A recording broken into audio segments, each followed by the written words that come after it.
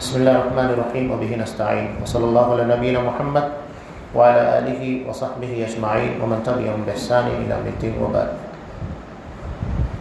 محترم سامعین، جنگ بدر کے تعلق سے مشرکین مکہ کے ذہن و دماغ کے اندر ولولے اٹھ رہے تھے، اور اسی کی انتقامی کارروائی کے لیے انہوں نے جو قافلہ حضرت ابو سفیان رضی اللہ تعالیٰ عنہ کی قیادت میں تھا اور مسلمانوں کی بساط کے باہر نکل گیا تھا، اس کی پوری مالیت، پورا بجٹ انہوں نے جنگ احد میں لگا دیا۔ 3000 افراد جو مختلف علاقے، مختلف قبیلے کے تھے، تیار ہوئے، اور حضرت ابو سفیان رضی اللہ تعالیٰ عنہ جو اس وقت مسلمان نہیں تھے، ان کی قیادت میں یہ سارے کے سارے روانہ ہوئے۔ جب مکہ کے اندر اس طرح کے حالات ہوئے، حضرت عباس رضی اللہ تعالیٰ عنہ جو نبی کریم صلی اللہ علیہ وسلم کے چچا تھے، مسلمان نہیں تھے، انہوں نے فوری طور پر ایک تیز رفتار قاصد آپ صلی اللہ علیہ وسلم کے پاس بھیجا، جو ان ساری چیزوں کی خبریں آپ صلی اللہ علیہ وسلم تک پہنچا دیا۔ ان خبروں کو پہنچنے کے بعد آپ صلی اللہ علیہ وسلم نے اصحاب کرام کو جمع کیا، مشورہ لیا۔ اب مشورے میں یہ بات تھی جو آپ صلی اللہ علیہ وسلم بھی جسے پسند کر رہے تھے، وہ یہ تھی کہ ہم مدینہ میں رہ کر مورچہ بندی کریں گے، اس لیے کہ اگر دشمن ہمارے علاقے میں آتے ہیں تو ہمیں مارنا آسان ہوگا، اور ہر طرح کی سہولیات ہمیں یہاں پر نصیب ہوگی، اور اگر وہ نہیں آتے ہیں، واپس چلے جاتے ہیں تو ناکام ہوں گے۔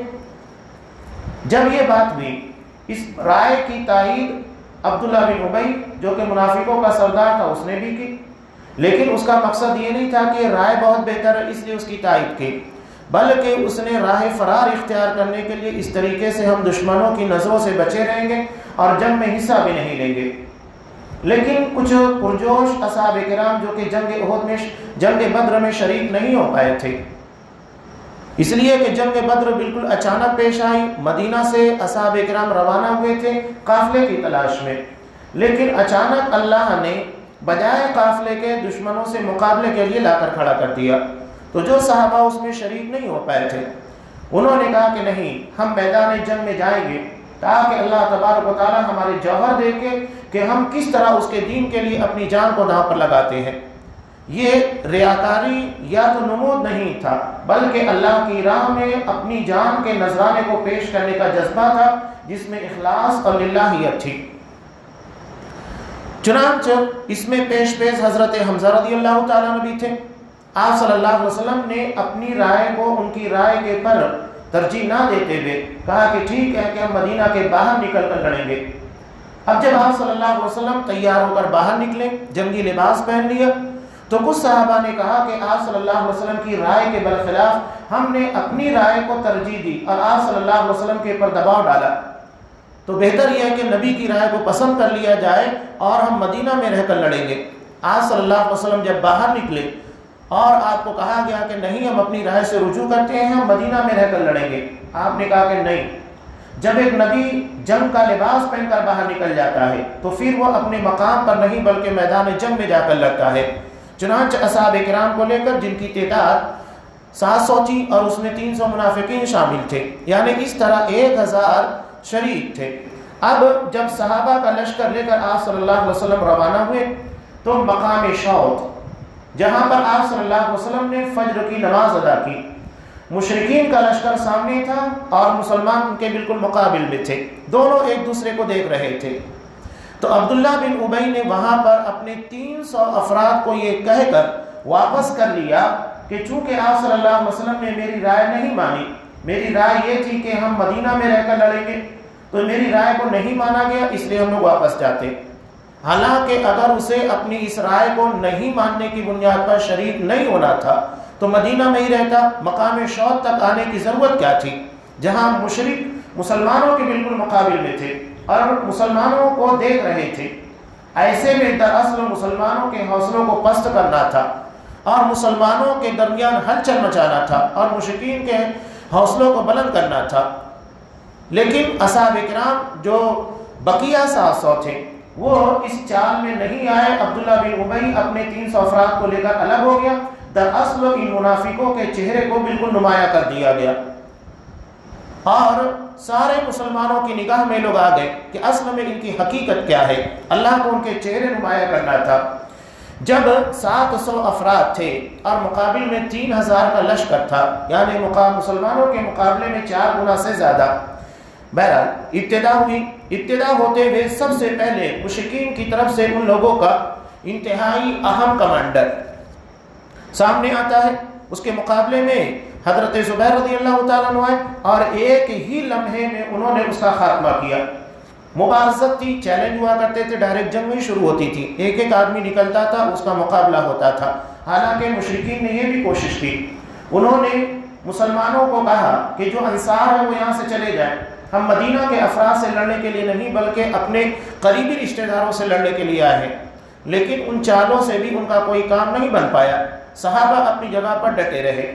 अब हुआ यूँ कि इब्तिदा में ही एक ख़ानदान के 6 अफराद मारे गए जो कमांडर थे, बड़े बड़े अफराद थे मुशरिकीन के। जब उन्होंने ये देखा तो फिर उन्होंने बैक मुसलमानों पर हमला किया। आप सल्लल्लाहु अलैहि वसल्लम ने जंगी हिकमत अमली के तहत पीछे का हिस्सा था, पहाड़ी थी, जहां पर 50 तीरंदाजों को हजरत अब्दुल्ला बिन जुबैर रज़ियल्लाहु ताला अन्हु की मईयत में रखा था। उन्हें बहुत सख्ती के साथ आपने कहा था कि मुसलमान जंग जीत भी जाए, माले गनीमत तकसीम होने लगे, तब भी तुम यहाँ से मत हटना, जब तक मेरा ऑर्डर नहीं आता है कोई वहाँ से नहीं हटेगा। सारी हिकमत अमली करने के बाद जब आप सल्लल्लाहु अलैहि वसल्लम मुशरिकीन का मुकाबला कर रहे थे तो इब्तिदा में अल्लाह ने मुसलमानों को बड़ा गलबा अता किया। नतीजा ये निकला कि एक मामला जिसको पेश आया, हज़रत ज़ुबैर रज़ियल्लाहु ताला अन्हु जिसके बारे में थोड़ा सा नाराज़गी भी जताई कि आप सल्लल्लाहु अलैहि वसल्लम ने एक तलवार हवाले की हज़रत अबू दुजाना रज़ियल्लाहु ताला अन्हु को और देने के बाद कहा कि ये उसके हक के साथ, यानी इस तलवार का जो हक होना चाहिए उसके साथ लिया जाए। हज़रत अबू दुजाना फौरन आगे बढ़े, ले लिया।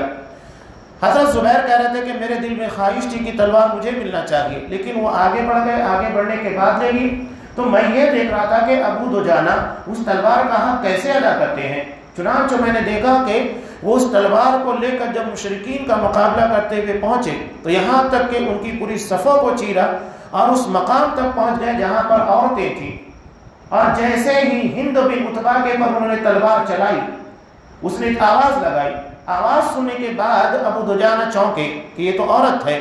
चुनांचे बिल्कुल सर के बीच में तलवार पहुंचाने के बाद उन्होंने तलवार को रोक लिया, कहा कि ये नबी की तलवार है और इस नबी की तलवार को मैं किसी औरत की जान से खराब नहीं करना चाहता। चुनांचे उन्होंने अपनी तलवार को रोक लिया, उन्होंने इसका हक अदा किया। इधर हजरत हमजा रज़ियल्लाहु ताला अन्हु थे जो अपनी बहादुरी के जौहर दिखा रहे थे, लेकिन उसी दरमियान हुआ ये कि हजरत जुबैर बिन मुतिम रज़ियल्लाहु ताला अन्हु जिस वक्त मुसलमान नहीं थे, इनके चचा को हजरत हमजा रज़ियल्लाहु ताला अन्हु ने जंग बद्र में मारा था। तो इन्होंने वहशी बिन हर्ब रज़ियल्लाहु ताला अन्हु जो बहुत माहिर नेज़ाबाज थे, उनको इस बात के पर तैयार किया, उनके गुलाम थे। कहा कि तुम हमजा को शहीद कर दो, मार दो, उसके बदले में तुम्हें आज़ाद कर दिया जाएगा, यही तुम्हारी आज़ादी है। चुनांचे वहशी बिन हर्ब कहते हैं कि मैं दांव की तलाश में था, अपने नेज़े को संभाले हुए, जैसे ही मेरी रेंज में हजरत हमजा रज़ियल्लाहु ताला अन्हु आए, मैंने नाफ के नीचे नेज़ा उछाल कर मारा और वो नाफ के बाहर निकला। वो पलट कर मुझ पर हमला करना चाहे, लेकिन तब तक नेज़ा अपना काम कर चुका था। मैंने अपना नेज़ा उठाया और चला गया, इसलिए कि मेरा काम उतना ही था। उसके अलावा जब मुसलमान इब्तिदा में बिल्कुल गालिब आ गए, यहाँ तक कि मुशरिकीन अपना साज सामान सारी चीज़ों को छोड़कर भागने लगे और मुसलमान उनके मालों के पर कब्जा करने लगे। हुआ यूँ कि बहुत फाश गलती जो कि जबल रुमात के पर रहने वाले तीरंदाजों ने की, उन्होंने माल गनीमत को तकसीम होते हुए और मुसलमानों को कब्जा करते हुए देख कर कहा कि जब जंग जीती जा चुकी है तो हमें यहाँ पर ठहरने की क्या ज़रूरत। हालांकि अब्दुल्ला बिन जुबैर ने उनको अल्लाह के रसूल की आप सल्लल्लाहु अलैहि वसल्लम का हुक्म याद दिलाया, लेकिन वो नहीं माने। 50 में से 40 तीरंदाज अपनी जगह को छोड़कर वापस आ गए। हालांकि हजरत खालिद बिन वलीद रज़ियल्लाहु ताला अन्हु पीछे से कई मरतबा कोशिश कर चुके थे, लेकिन 50 तीरंदाजों की वजह से वो मुकाबला नहीं कर पाए। लेकिन जब देखा कि यहाँ सिर्फ 10 बचे तो 10 के 10 को शहीद किया और उसके बाद मुसलमानों के पर पीछे से हमला हुआ। مسلمان جو مال غنیمت جمع کرنے میں لگے تھے، ہوا یوں کہ پیچھے سے حضرت خالد نے جیسے ہی حملہ کیا، یہ آواز مشرکین تک پہنچی جو بھاگ رہے تھے، یہ پلٹ کر آئے اور مسلمان چکی کے دو پارٹ کے درمیان پسنا شروع ہو گئے۔ مسلمانوں کے درمیان صحیح طور پر سب بندی بھی قائم نہیں رہ پائی۔ نتیجہ یہ ہوا کہ ایک بہت بڑی تعداد، جیسا کہ آپ صلی اللہ علیہ وسلم نے جنگ احد سے پہلے ہی بتایا تھا کہ میں نے خواب دیکھا ہے کہ کچھ گائیں ذبح کی جا رہی ہیں اور میری تلوار کے پر کچھ نقصان آیا ہے۔ آپ صلی اللہ علیہ وسلم نے اس کی تفسیر بیان کرتے ہوئے کہا، اور اس کے بعد یہ کہا کہ میں نے زرہ کو بھی دیکھا ہے۔ کچھ گائے کے ذبح ہونے کی تعبیر آپ صلی اللہ علیہ وسلم نے یہ بتائی کہ میرے کچھ صحابہ اس میں شہید ہوں گے، اور تلوار کے پر کچھ نقصان آنے کا مطلب یہ ہے کہ میرے خاندان کا کوئی فرد شہید ہوگا، اور وہ حضرت حمزہ رضی اللہ تعالیٰ عنہ تھے۔ اور زرہ یعنی محفوظ مقام مدینہ، یعنی ہم حفاظت کے ساتھ مدینہ لوٹ آئیں گے، اور وہی تعبیر بھی جنگ احد کے اندر جب مسلمان چکی کے دو پارٹ کے درمیان پسنا شروع ہوئے، افراتفری کا عالم تھا، یہاں تک کہ آپ صلی اللہ علیہ وسلم کے درمیان مشرکین سب سے زیادہ گھیرا بندی کیے ہوئے تھے۔ انہیں معلوم تھا کہ آپ صلی اللہ علیہ وسلم کے خاتمے کا مطلب پورا دین، پورے مسلمان کو ختم کر دینا ہے۔ مسلمانوں نے اپنی بہادری کے جوہر بھی دکھائے۔ تقریباً 14 اصحاب کرام آپ صلی اللہ علیہ وسلم کے سامنے آ کر کھڑے ہوئے، ایک کے بعد دیگرے شہید ہوتے گئے۔ اسی درمیان یہ افواہ اڑی، حضرت مصعب بن عمیر رضی اللہ تعالیٰ عنہ جو شکل شباب میں آپ صلی اللہ علیہ وسلم کے قریب تھے، وہ شہید ہوئے۔ شہید ہونے کے بعد مشرکین نے افواہ اڑا دی کہ محمد صلی اللہ علیہ وسلم شہید کر دیے گئے۔ یہ مسلمانوں کے حوصلے کو پست کرنے والی بات تھی، لیکن یہی مسلمانوں کے حوصلے کو بلند کرنے کا ذریعہ بھی بنی۔ کچھ صحابہ نے کہا کہ جس دین کی حفاظت کے لیے نبی نے اپنی جان دی، ہم کیوں اپنی جان باقی رکھیں، ہم بھی اس دین کے لیے اپنے آپ کو قربان کریں۔ آپ صلی اللہ علیہ وسلم کو گھیر کر مارنے کی کوشش کی گئی، پتھر مارا گیا، آپ کے ربائی ٹوٹ گئے، آپ صلی اللہ علیہ وسلم بے ہوش ہو گئے تھے۔ بہرحال دھیرے دھیرے آپ صلی اللہ علیہ وسلم کے اطراف پہ ابو بکر صدیق صحابہ جمع ہونا شروع ہوئے، اور آپ کو مشرکین کے نرغے سے باہر نکال لیا۔ جنگ کے خاتمے تک 70 مسلمان شہید ہو چکے تھے۔ 70 مسلمان شہید ہوئے، حالانکہ ایک بڑی تعداد مشرکین کی بھی ماری گئی تھی۔ آپ صلی اللہ علیہ وسلم نے مسلمانوں کو کنارے لگا کر پہاڑی کے دامن میں لا کر جمع کر دیا۔ جنگ احد جو تھی یہ شکست نہیں تھی، اور ہم اسے فتح سے بھی تعبیر نہیں کر سکتے۔ اس کی ایک بڑی وجہ یہ تھی کہ کسی بھی جنگ کو جیتنے کے بعد اس وقت کا رول اور ضابطہ تھا کہ جس جگہ کے پر فاتح ہوتا ہے، یعنی جس نے جنگ میں فتح حاصل کی ہے، وہاں وہ 3 دن تک قیام کرتا ہے، جبکہ مشرکین وہاں پر 3 دن تک قیام کیے ہی نہیں، فوری طور پر باہر نکل گئے۔ رات میں وہ آپ صلی اللہ علیہ وسلم اور مشرکین کے درمیان، مسلمانوں کے درمیان کچھ تو میں بھی ہوئی تھی۔ جب ابو سفیان رضی اللہ تعالیٰ عنہ نے پوچھا، رات کا اندھیرا تھا، کہ کیا تمہارے اندر محمد صلی اللہ علیہ وسلم ہے؟ کوئی جواب نہیں تھا۔ کیا ابو بکر صدیق ہے؟ کوئی جواب نہیں تھا۔ کیا عمر ہے؟ تو حضرت عمر نے جواب دیا کہ ہاں میں یہاں موجود ہوں، اللہ کے دشمن محمد صلی اللہ علیہ وسلم بھی ہیں، ابو بکر صدیق بھی ہیں۔ اس کا مطلب مشرکین بھی سمجھتے تھے کہ محمد صلی اللہ علیہ وسلم کے بعد اگر کسی کا مقام ہے تو حضرت ابو بکر صدیق کا ہے، اس کے بعد عمر فاروق کا ہے۔ اس ترتیب کو وہ لوگ بھی سمجھتے تھے۔ بہرحال وہاں کچھ مقابلہ تو میں بھی مسلمانوں کے درمیان اور مشرکین کے درمیان، اور یہ طے ہوا کہ چونکہ جنگ بغیر کسی نتیجے کے ختم ہو چکی ہے، اس لیے اگلے سال اسی مقام کے پر ہم پھر آئیں گے، پھر مقابلہ ہوگا۔ حالانکہ اگلے سال مشرکین کی طرف سے کوئی نہیں آیا، مسلمان اس مقام تک گئے، لیکن مشرکین کو آنے کی ہمت نہیں ہو پائی۔ اس جنگ کو بغیر کسی نتیجے کے اس لیے بھی کہا جا سکتا ہے کہ مشرکین نے مسلمانوں کے کسی مالکے پر قبضہ نہیں کیا، جیسا کہ جنگ بدر کے موقع پر آپ صلی اللہ علیہ وسلم اور مسلمانوں نے قیدی بھی بنایا، قیدی بنانے کے بعد ان کے مالکے پر بھی قبضہ کیا، جبکہ اس جنگ میں مسلمانوں کا کوئی قیدی نہیں بنا اور نہ ان کے مسلمانوں کے پر قبضہ کیا گیا۔ تو یہ چند وجوہات تھی جس کی بنیاد کے پر سمجھ میں آتا ہے کہ یہ جنگ شکست کے نتیجے پر نہیں اور نہ فتح کے نتیجے پر ختم ہوئی، یہ برابری کے معاملے پر ختم ہوئی۔ البتہ اس سے جو سب سے بڑا پیغام تھا جو مسلمانوں کو پہنچایا گیا تھا وہ یہ تھا کہ آپ صلی اللہ علیہ وسلم کے حکم کی فرما برداری، اطاعت کتنی ضروری ہے۔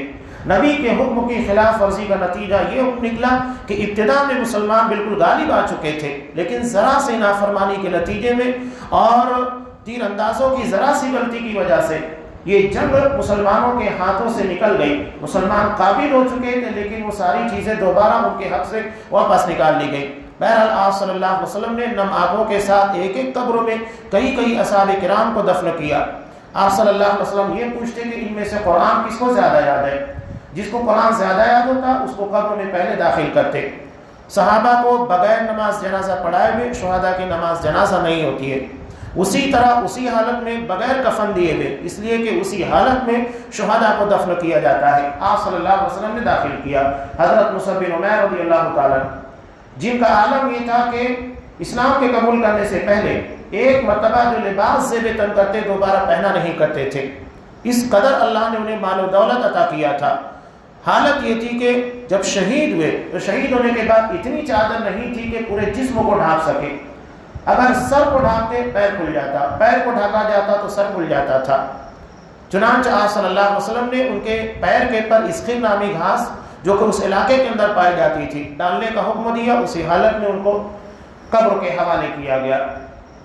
یہاں بنیادی پیغام یہی تھا۔